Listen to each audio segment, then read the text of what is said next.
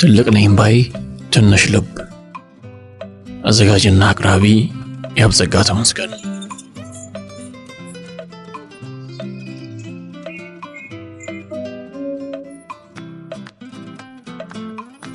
የአውታንቲዎች አበው ላወቀበትና ግራ ጎኑን ላጣ ሰው ታክሲ ጥሩ ካፌ ነው ብሎ ተርቷል።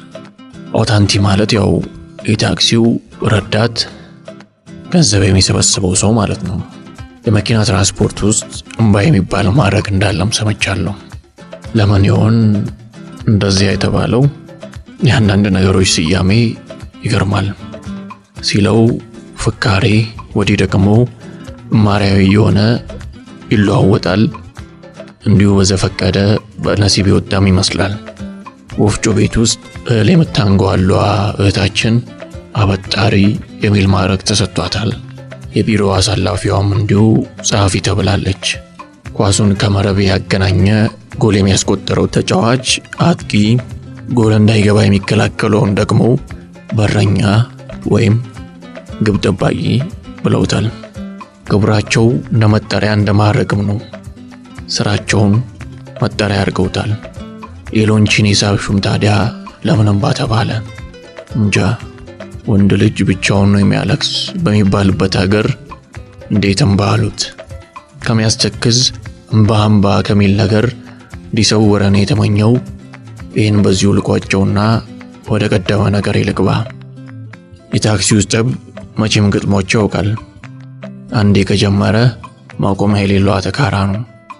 መጀመሪያ ረዳቱ ለራሱ እንዲመቸው ብሎ አነስ ያለ የሰውነት ይዞታ ያለውን መርጦ ቦታ ሲጂ በስላለው በሚል ሲያስቀምጥ ጊዜ ሰዎቹ ጠበደላላ እሳትና ጭድ ኖረው ነገሩ የተካረረ ትልቅ ሰው አይደለ እንዴ ትልቅ ሰው አይደለሽ የተባባሉ ስድብ መወራወር ጀመሩ። ትልቁ 200 ብር ነው ብሎ ራሱ ያስነሳውን ጠብ ረዳቱ ይቋጫዋል።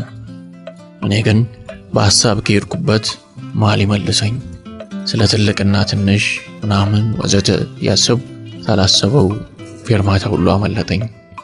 ትልቅ ነኝ እኔ ነኝ የተሻልኩ ማለት መታበይ ጥሩ አይደለም። ይህን ካልኩ ዘንዳ የሆነ ጊዜ መምህር የነገረኝን ታሪክ ሹክ ልላችሁ ወደድኩ።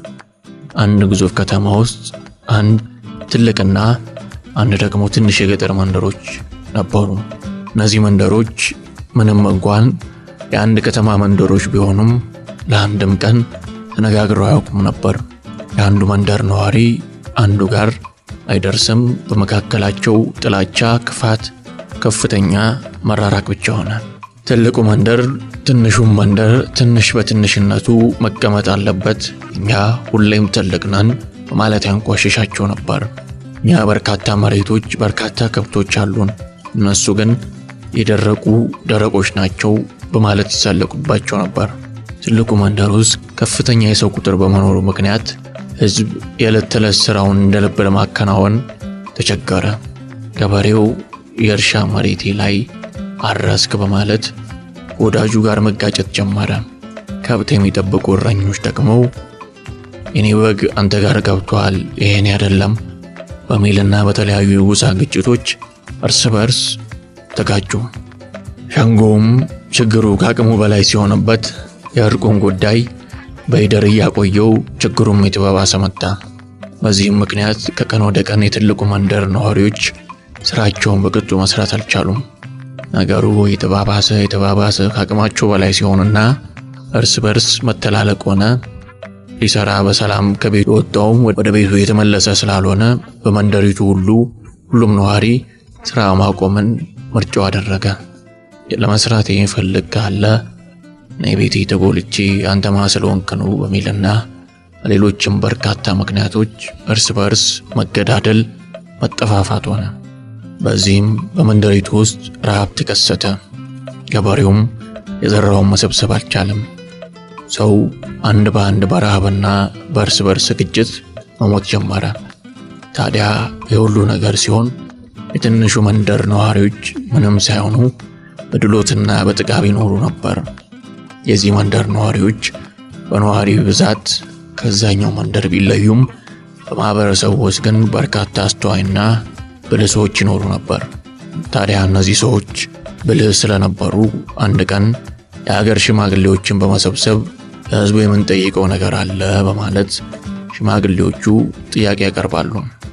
ሽማግሌዎቹም ጥያቄውን እንዲቀጥሉ ይነገራቸዋል። ብልሆቹም ሰዎች እንዲህ በማለት ጥያቄያቸውን ያቀርባሉ። እኛ መቼም ምንም እንኳን በመካከላችን ጥላቻና ክፋት ቢኖርም የሀገራችን ሰዎች ናቸው።